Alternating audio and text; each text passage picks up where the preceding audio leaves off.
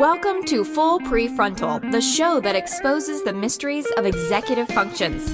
This show is a collection of conversations about the role of the prefrontal cortex, which impacts your focus, planning, problem-solving, emotional balance, and independence. These conversations will introduce mental tools that will empower you to shift your mindset for a successful life. And now, here's your host, Sucheta Kamath.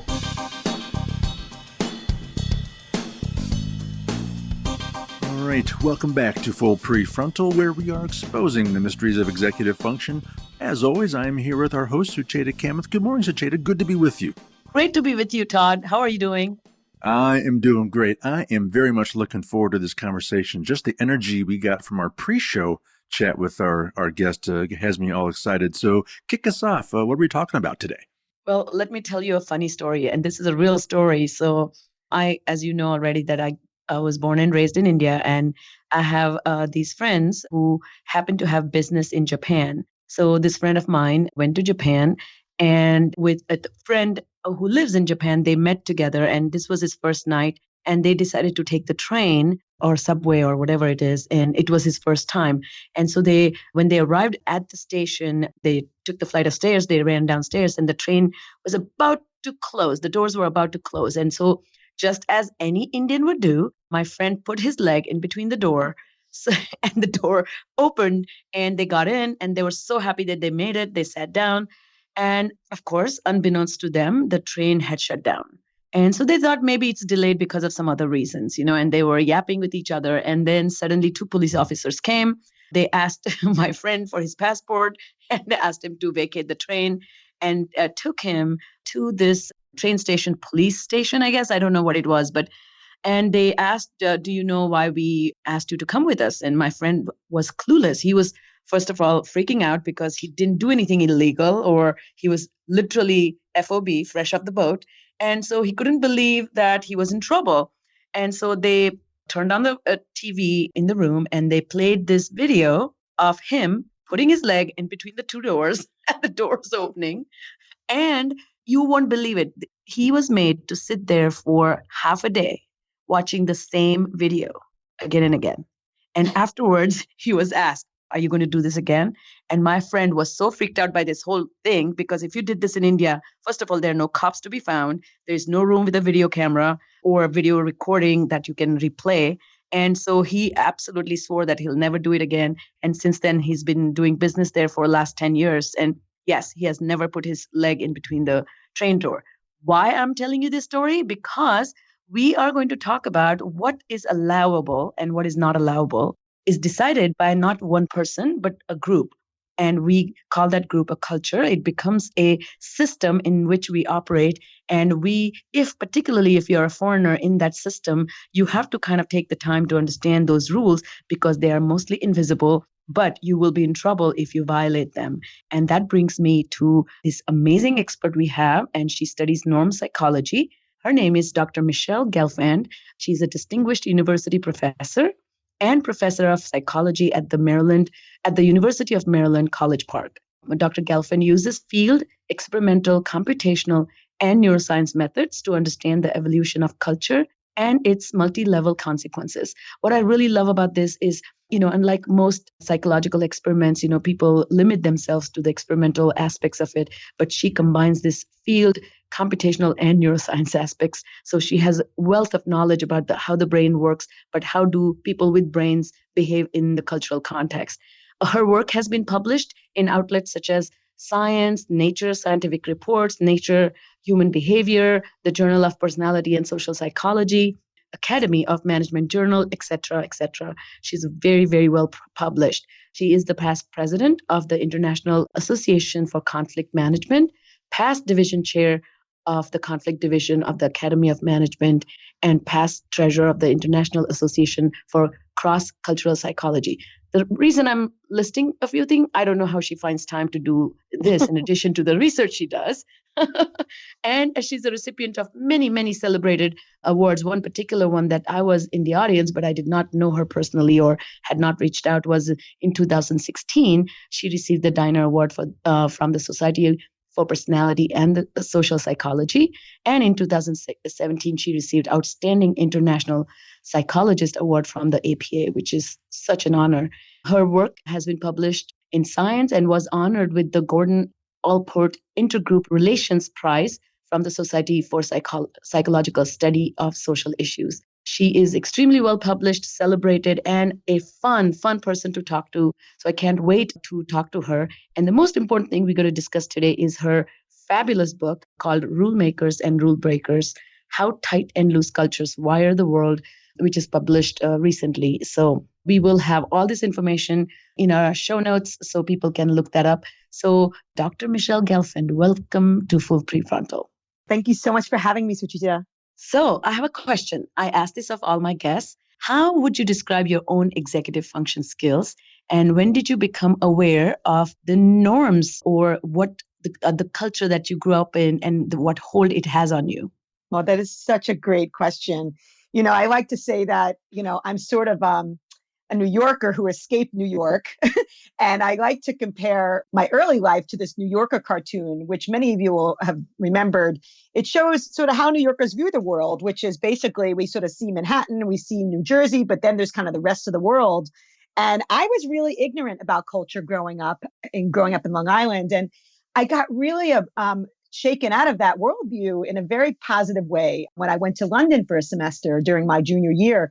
And I remember a conversation I had with my father telling him how much culture shock I was having, including that people were just going from London to Paris for the weekend. And he said something really important to me in his Brooklyn accent. He said, well, think about it like it's going from New York to Pennsylvania. And I thought, wow, what a great metaphor, Pop. And literally the next day, there's a true story. I booked a trip to Egypt by myself. Oh my and goodness. I told my dad, it's just like going from New York to California, Pop. Don't worry about it. And it was really, I really wanted to immerse myself in culture. And that's what I wound up doing. I really traveled around the world and I realized just how little I knew about this profound influence on my own behavior. And it actually caused me to change careers. I was pre-med at the time. And then I came back and I wound up deciding to go to get a Ph.D. in cross-cultural psychology with Harry Triandis in Champaign-Urbana. And the rest was history. So I really, like many people, recognized only culture when I got away from unculture. Like T.S. Eliot says, it's only when you kind of come back from a cultural experience that you realize that you have now understand the place you came from for the very first time.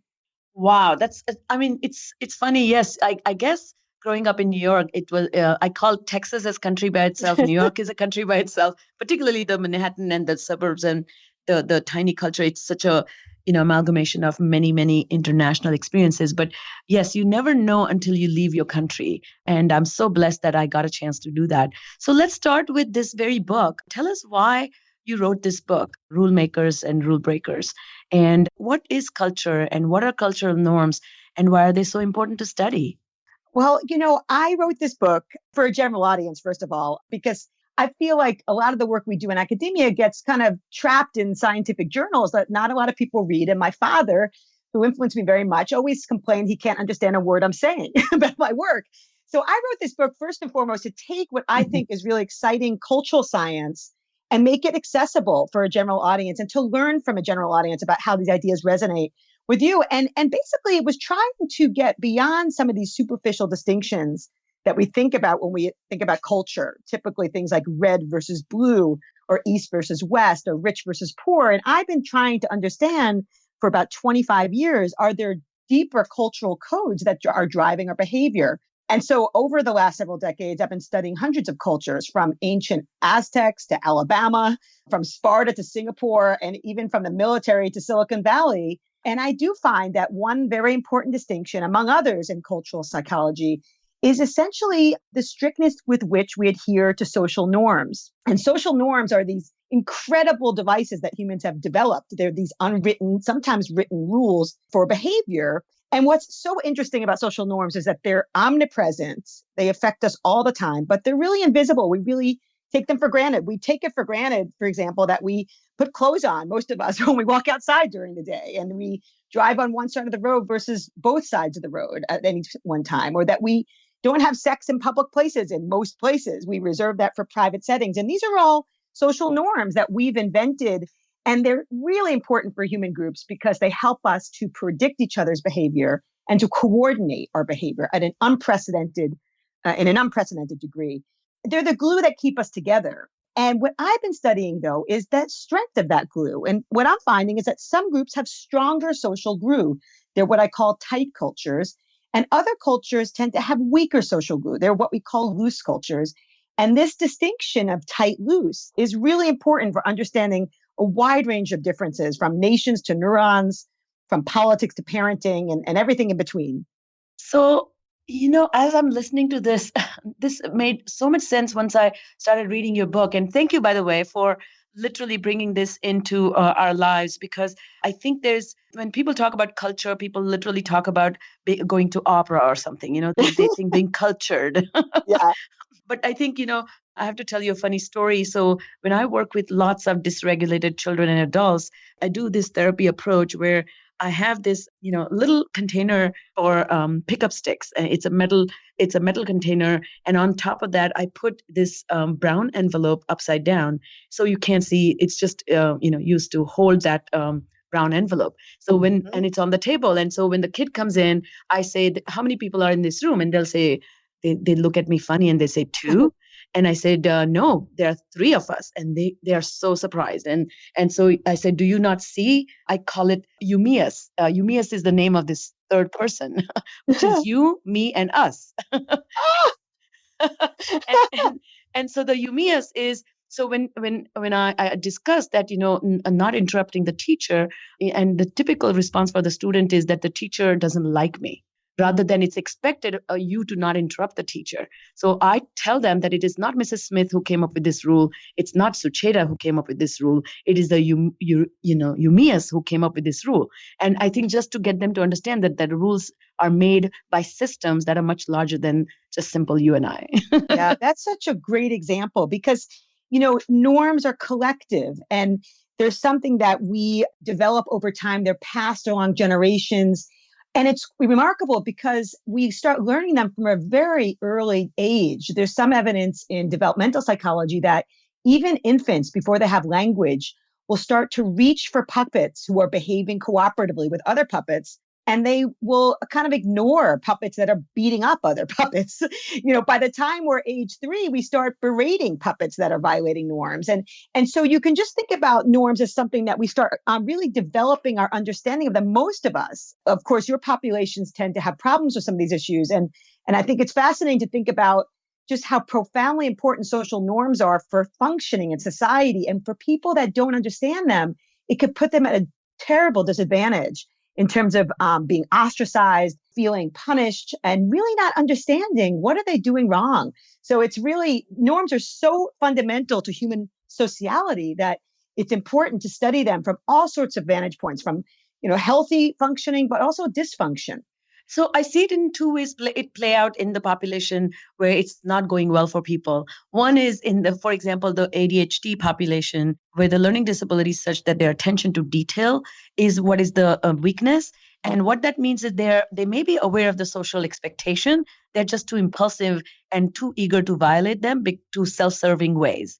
But in autism and spectrum disorders, they actually are unaware of the existing norms. So the therapeutic approach is very different, but both are designed to actually creating this attunement so that they become aware of the norms, Yeah, exactly. That's right. I mean, I think that they require different solutions when you need to help people to adjust to norms that they just maybe not paying attention to, versus people who really don't understand the psychology of social norms. And I think that norms are at the basis of many different dysfunctions, including the opposite end of the extreme. Maybe there's also a pattern where people are hyper attentive to social norms, and that can also be somewhat dysfunctional. So it's interesting that in my work, I talk about something I call the Goldilocks principle of social norms, which is having balance in terms of how much freedom versus constraint we have. And so, for example, even at the level of societies, we find that groups that are really, really loose, that allow for a really wide range of behavior, they tend to be very unpredictable places and kind of chaotic. And at the opposite extreme, we have cultures where they're extremely tight and have a lot of repression. And those extremes tend to produce a lot of malfunctioning. This is now at the societal level, where they have higher suicide rates, they have lower happiness, higher blood pressure.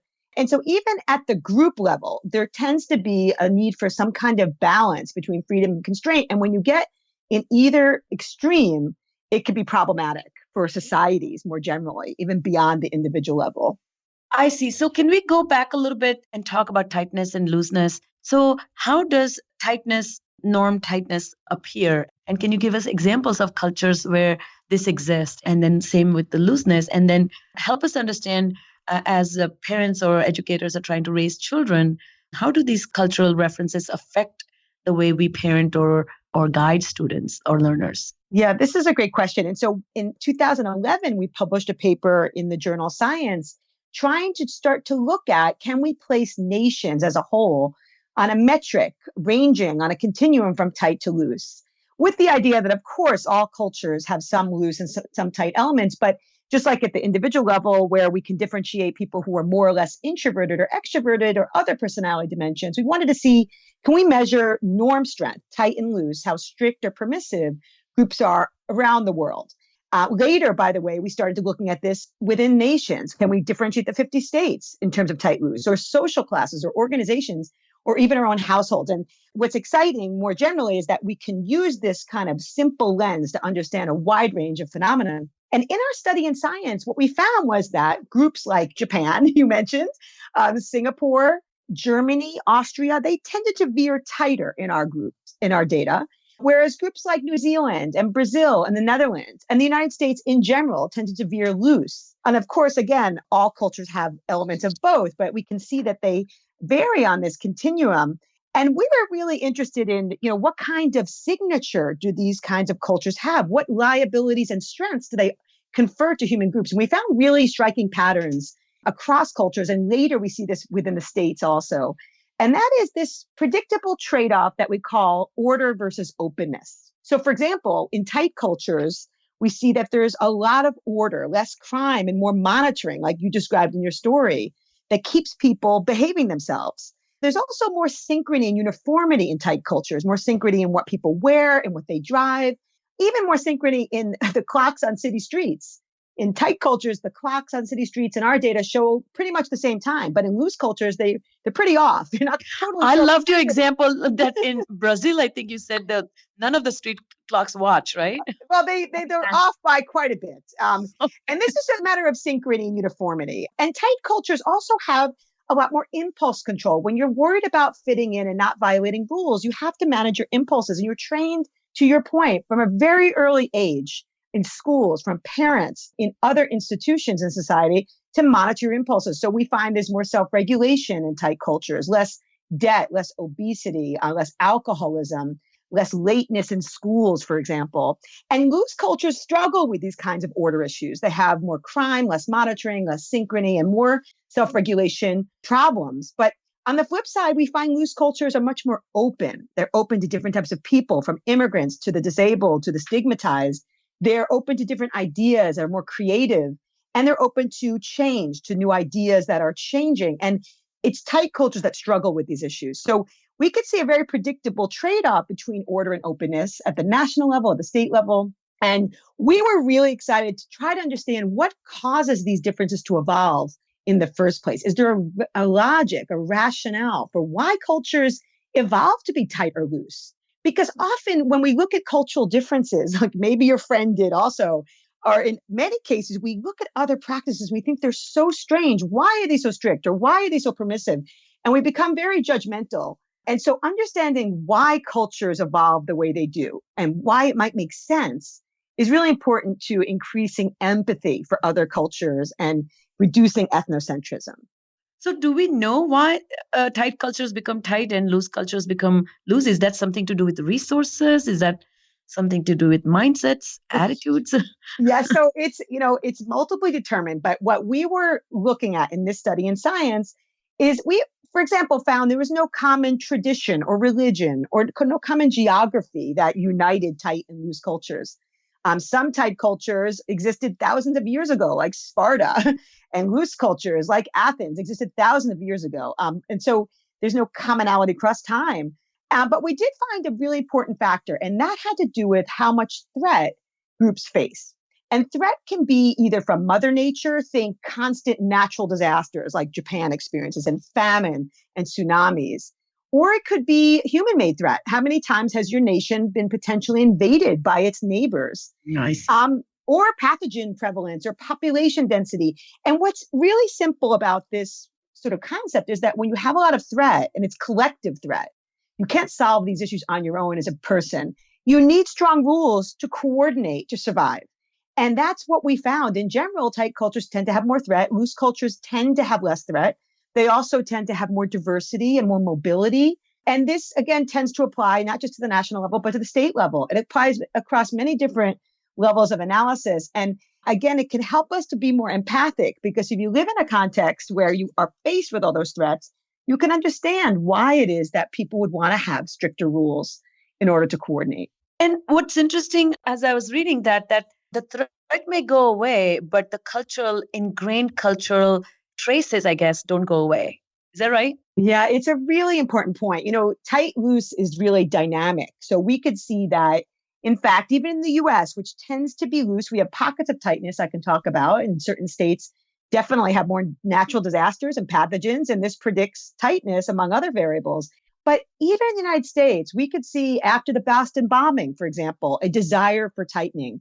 In my own laboratory, I can activate fake threats like population density on my own campus or terrorism threats. And I can see within minutes that people want stronger rules and even more autocratic leaders to help coordinate to survive. So it's really interesting that the same sort of temporary threat can produce the same tightening. The issue is that it will dissipate in most cases over time if it's not a chronic threat. Although it does, to your point, in our computational models, we could see that it takes longer to go from tight to loose as threat is decreasing than it does from going from loose to tight. So there seems to be kind of a risk aversion, wanting to hold on to those rules, even when threat is not there chronically. But that is a really important, point in the book that I try to make, because a lot of what we see around the world now with increasing populism and with desire for autocrats is not really explained in my view, by some mesmerizing personalities or some kind of historical moment that's strange. It's really based within this psychology of tightness. In fact, we've seen before the Trump election, when people who felt threatened, whether by ISIS or by North Korea or immigrants, they felt the US was too loose. And that in turn predicted their support for Trump. And it was the same exact pattern in France.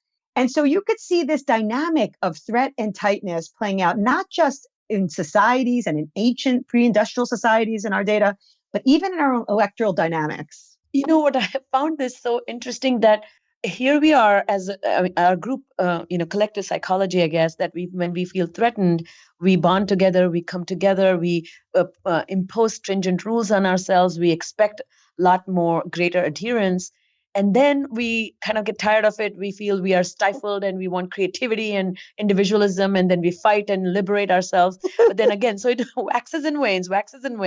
And I feel like both places we have something to complain about.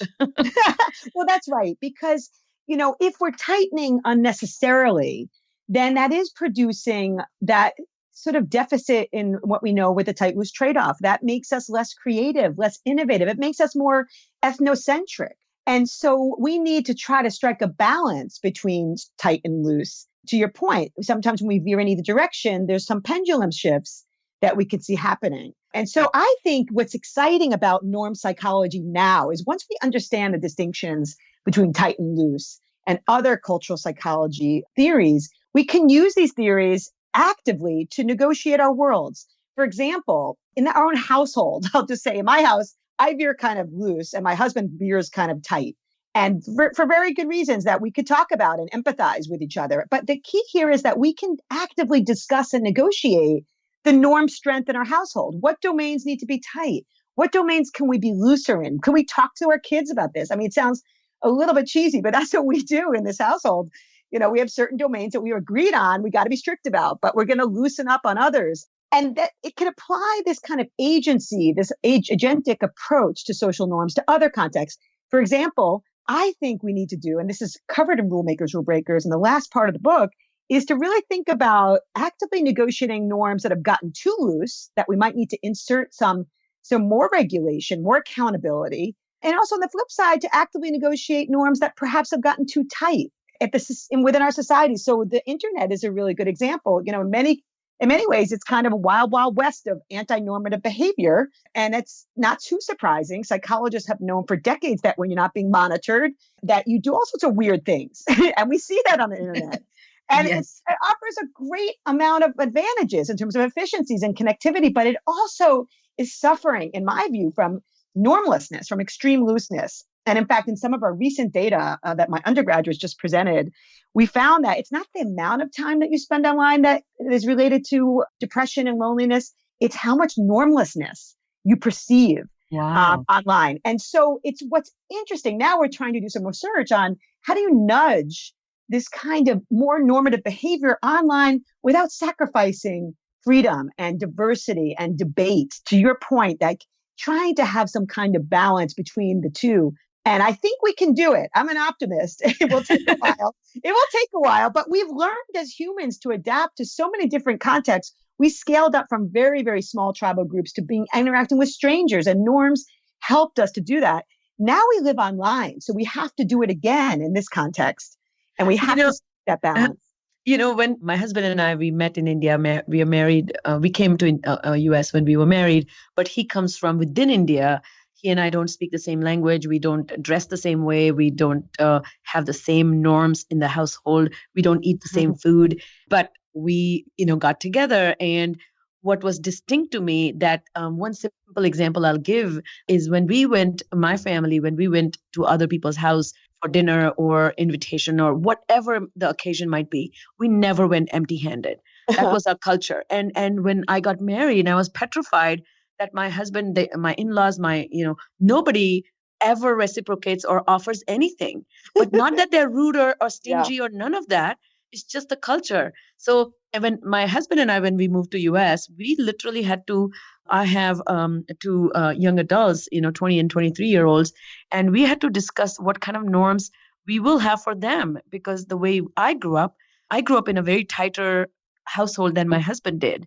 And so I'm very much, follow the, parents are the boss and you have the rules and you cannot violate them, and a lot of expectations of appropriateness. And my husband, everything was okay. So we had to decide in America, what is it that going to be? And what I love about your book, as well as you're speaking, that there has to be active discussion and negotiation. And I think that's the missing link. I find that even teachers who are trying to regulate a classroom of students who come from different cultural backgrounds, or they're imparting their own classroom culture, they don't have explicit discussions regarding that culture. Yeah. Can you talk a little bit about that? How can we create an active negotiation in the classroom or at home when we are within the United States and within a classroom of a particular school, but there are children who are behaving in varied ways, and some are creating a ruckus and some are not getting the attention they deserve because of those who create a ruckus? Yeah. It's really, it gets back to this point that we sort of ignore culture. It's so profoundly important, but it's invisible. We focus a lot on IQ or maybe, emotional intelligence. And we really are very proud of all our technological achievements as humans. We've split the atom and we've wired the earth, and we've even trained dogs to ride skateboards. But we have to really now shift our attention to perhaps one of the more important issues in our society, which is our cultures and our cultural differences, and how to really understand them and manage them in all sorts of contexts. It's interesting, and I'll get back to schools in a minute, but I study organizations, and we look at people who are sent abroad for international assignments, and it's the same issue. We find that a lot of people are sent away for their technical competence, not because they necessarily have cultural intelligence, which is a new field of study in my area. And we could see, by the way, that when people are sent abroad, especially going to tight cultures, and they're really not used to them, they can really suffer in terms of their adjustments. And that's really important to be able to anticipate, and we can anticipate it if we start talking serious about culture. And that applies to our schools too. A lot of the times in the United States, where we're a multicultural society, kids are coming from all sorts of different backgrounds, and kids who come from very tight cultures at home and trying to adapt to the looseness of American classrooms or vice versa could really be suffering. And teachers need to understand and be mindful of where kids are coming from so they can help them to adapt to these cultures and explain to them why the classroom is structured the way it is and how to structure the classroom so that it helps kids adjust and helps them understand and not blame themselves for feeling, in a sense, like a fish out of water. This reminds me of another story that my brother who came here for a job, and he didn't go to school here like I did, but he works for a very large Indian technology company, and they sent a brand new, VP of operations or whatever directly from India. And this young man, not quite young, but 45-year-old, he had not traveled outside the country. He assumed this was United States and everybody drinks. And so first day, night before he was about to start his job, he was invited to this welcome party. And at that party, he got smashed drunk. And this is probably his first time, because he assumed everybody in the United States, this is a way to celebrate with employees, something he would never do in India, never would drink at a job party in the first place. And it was so funny, he got fired. Oh my gosh. He was sent home for being inappropriate. It's such an interesting story because a lot of times people kind of do what we call overshooting. They have some stereotype of the culture there's always a grain of, truth to that stereotype that Americans drink more than people in India. And we know that, but also exaggerating that stereotypes because we tend to meet in the media and we don't and we look at all these crazy movies and we think Americans are half naked all the time or they're drinking I actually have data from Pakistanis and Americans about stereotypes that have each other that's about to be published. And it was a really interesting study because we found that Americans not only thought Pakistanis were tight, but they thought they were only in mosques most of the time. They didn't imagine Pakistanis playing sports or reading poetry. And Pakistanis also, again, they thought Americans weren't just loose, but they were half naked and they were drinking and they were never with their parents or calling the police on their parents for being too strict. And, what we did it was a really fascinating study because we ended up developing something called a daily diary technique where we had Pakistanis read American diaries, real diaries, unedited diaries, or they read Pakistani diaries. And Americans, on the flip side, either read Pakistani diaries. Every day they were flashed what was going on with their Pakistani counterpart, or they read American diaries. And again, they were unedited. And they did vary on tight loose and how strict or permissive they were, but they were much more detailed and had many more commonalities in terms of people experiencing anxiety or people playing sports or people being on the internet. And what we found, which was really exciting, is that over time, people who read each other's diaries from another culture really came to see each other as much more similar. They reduced their cultural distance and they really reduced negative stereotyping about each other.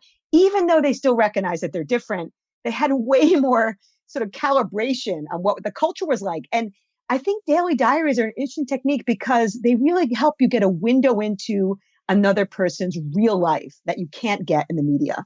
Oh my God, I love it. So let's bring this to close with this connection with executive function. So there are two primitive or most essential executive function skills, which is impulse control and perspective taking. And as you were describing this, the aspect of cultural regulation, I feel at the neuropsychological level, you need to really control your impulses to adhere to these invisible rules. So you're not selfish and driven, but you're also complying with the expectations and benefit of the other. Mm-hmm. And then the perspective shift that you just described through this diary experiment, for example, a kind of activating knowledge of other people's experiences, which may be radically or somewhat different, and adjusting and retweaking your own perspective of them. So how does this translate into code switching? Or do we call that code switching? Or how do we kind of level up in our cultural responsivity, if I may say that? Yeah, it's really interesting because I wanted to mention, we've been looking at how culture is ingrained, how norms are ingrained with some neuroscience research. And I think it's really important to recognize these things become really patterned in the brain based on chronic exposure to strong norms. We see that, for example, in our comparisons of Chinese and in China and Americans, that when we're asking people about their reactions to norm violating behavior. For example, Michelle shouting in the library versus Michelle studying in the library. that the N400 response, this is a negative deflection, 400 milliseconds, which is indicative of some kind of incongruity that you're detecting in the environment, is much more strongly found in China in the frontal area than it is in the US. And by the way, that neural activity is predictive of ratings of self-control that, in our samples, Chinese have higher self-control, and it's in part mediated by their detection of social norm violations, even in the frontal area of the brain. Wow, absolutely. And so I think that it's interesting to think about how, these things are ingrained and they tend to become very stable. In our research, by the way, in social class, we can see that by age 3, the working class kids that we bring into our laboratory who are their parents are trying to avoid hard living, avoid poverty. They trying to have strict rules in their household so that kids can really survive those difficult contexts. Those kids actually exhibit tighter patterns by 3 years of age. We have them, by the way, interacting with a puppet. And the puppet is playing with them these new games. And then the puppet does something kind of weird. It starts violating the rules. And we simply look at how does the kid react to the puppet who's violating rules. And the working class kids by age 3 are already more upset when they see these norm violations than the upper class kids who have a cushion and they can afford to break rules because they have a safety net. So on the one hand, it's important to recognize that culture evolves very early on and we have stable patterns that we can detect. At the same time, like we said earlier, we can negotiate culture. If we're in a tight context, we can think about where could we have more discretion in this system, in this family, or in this organization, or in the nation. I call this basically flexible tightness. In a sense, we want to have tightness in some contexts, it's a greater threat, but we need to somehow have some more autonomy. Even in the military, who I work with now, the Navy needs to have a lot of rules to coordinate. There's a lot of safety issues, but the question is, how can we diagnose certain domains where we can have more latitude to allow for more creativity in those contexts? Or on the flip side, some loose contexts, need some more structure. I call this structured looseness. And, we may have a loose culture because we can afford to, but we might want to have more monitoring, more accountability, more benchmarks.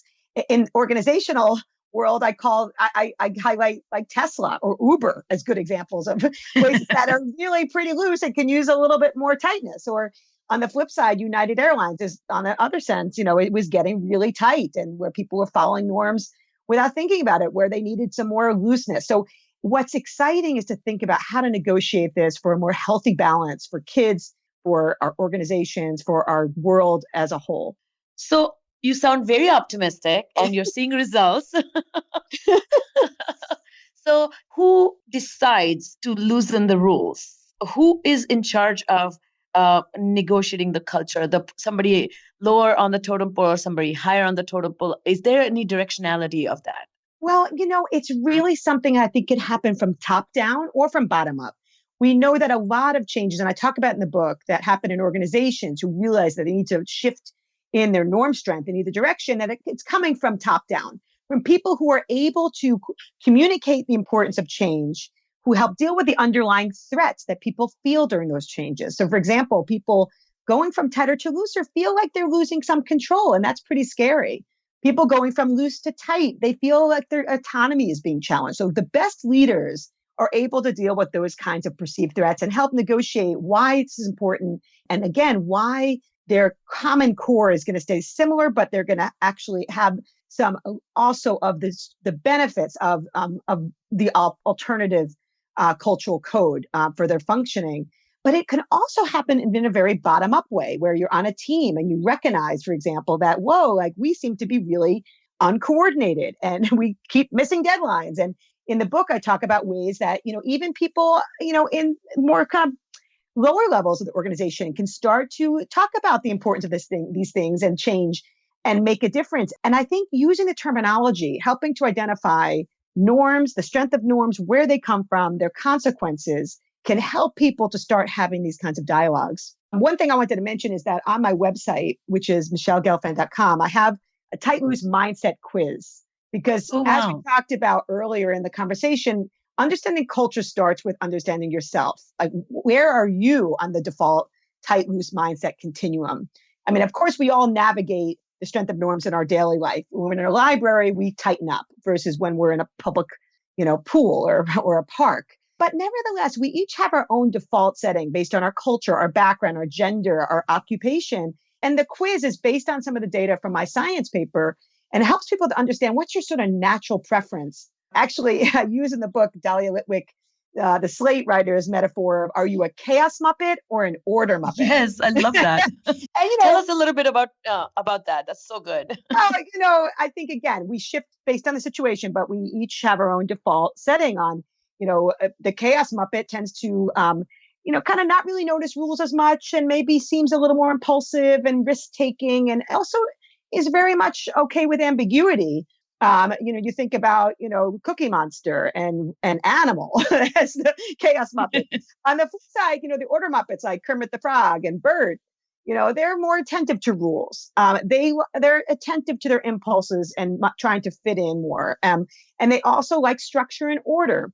And so once you detect where your default is, you can start thinking about, where does that come from? And maybe, again, at the individual level, where might I loosen up or tighten up, depending on where I fall in this continuum? And then, of course, this helps to understand the people that we're most closely connected with. That tight loose causes a lot of conflict in everyday life, from finances to parenting to vacations. I can say personally that, in our big family vacations, there's huge conflicts over spontaneity and structure. And it really relates to tight loose. And we have to negotiate these differences, even in our own families, let alone in-laws, like the stories you told, or, in other contexts. And, it's also important to think about your default setting, because we are embedded in communities that are tight or loose, in organizations that veer in these directions, in states. And it's useful to think about the match that people have.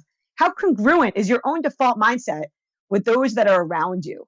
And I think that's really opens up a whole lot in terms of self-understanding about where we personally are calibrated for a lot of reasons on the strength of norms, and then how to use that knowledge to build more effective relationships and happiness.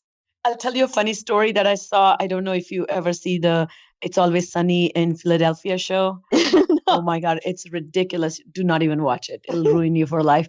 But anyway, these are a group of 4 inappropriate people, basically. There's a father, he has 2 twins. I guess he has a set of twins, a girl and a boy, and then they're 2 friends. So they're running a bar in Philadelphia, and they're just generally uneducated, not very smart or witty, but just have lots of kind of prejudices against many, many things. So there's a scene where the twins discover that their mother had an affair, and the father is Danny DeVito, which is 4'11", and then the mother is like maybe 5'5". I forget the actresses. So they discover that he's not their father. So they decide to confront the father, or rather let him know that they think the mother had an affair. So they choose this very fancy restaurant. Okay. So they arrive there. And so the sister says, this is like a really fancy restaurant. He says, yeah, at least here he will not create a scene.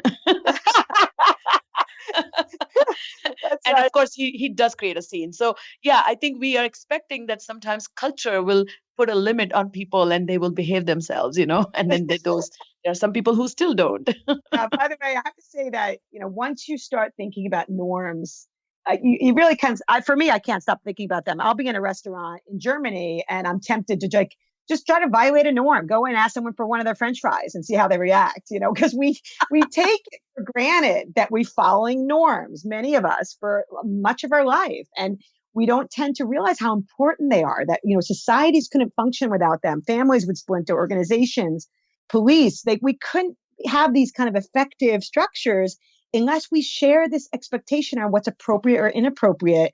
And, it's so profound. Even things like, why do we wear a white dress, most of us in the United States, on the happiest day of our life when we're getting married? Like, why do we, in the book, I could provide a lot of examples. Why do we cut down good trees and let them die in our living room, on the 25th of December in many households? Like, there's just so many interesting rules that we develop and that we just don't even think about. And so if you sort of start thinking about norms, it really helps you to see the world in a totally different way. And I hope Rule Makers, Rule Breakers does that. And I want to mention that on my website, I also have a place that people can send me their stories about tight loose. And I really would appreciate any stories that you have, the audience, about this distinction and how it's affected your life, because that's one of the most rewarding things about having written this book, is to get feedback from you and stories and ideas. And, we'll do research on them. We're really fired up to do research on all things tight loose, and we just love to hear from you. So please check out the website and send in some notes and emails to me. Well, I am sure you're going to get a lot of stories. I think I single-handedly could give you a lot of stories from having, traveled through many cultures. So, Michele, I cannot thank you for being on this podcast and really so enthusiastically sharing your knowledge, your wisdom, and giving us this important perspective that without the context of a culture, we cannot even improve behaviors and improve attitudes and understand even why people, what are the motivational forces behind people doing the way they do or systems the way they run. So thank you very, very much for being on this podcast today. Thank you for having me. All right, that's all the time we have for today. If you are enjoying this podcast, we would really appreciate it if you could share it with your friends and family and perhaps others who might benefit from it. All right, so on behalf of our host, Michele Gelfand, today's guest, Dr. Michele Gelfand, and all of us, that's Cerebral Matters. Thanks for listening today, and we look forward to seeing you again right here next week on Full Prefrontal. Thank you for listening to Full Prefrontal, Exposing the Mysteries of Executive Functions. To contact our host, Sucheta Kamath, and learn more about her work on improving executive functions, visit her website at cerebralmatters.com. That's cerebralmatters.com. Tune in next week for the next informative episode of Full Prefrontal.